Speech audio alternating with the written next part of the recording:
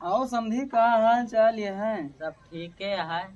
बा इसे हम नहीं करा रहे नहीं तोरे गाँव पिछुआ जो ना जजमानी में तो हम कहीं ना आओ यही तो बुलाओ समझी के ऐसे टहल लीन जाए।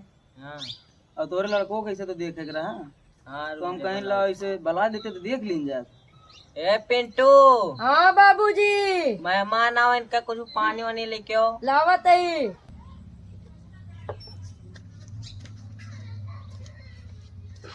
रिश्तेदार प्रणाम। खुश रहा बच्चा, खुश रहा। बूढ़ा खा पानी लेके आवत है। ले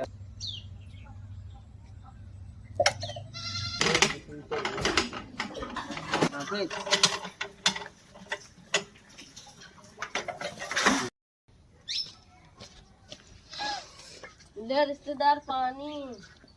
ले आओ महाराज पनिया पिया। लड़को कैसा है हो महाराज? ठीक है हो लड़का। बबुआ थोड़ा चढ़ के दिखा तो।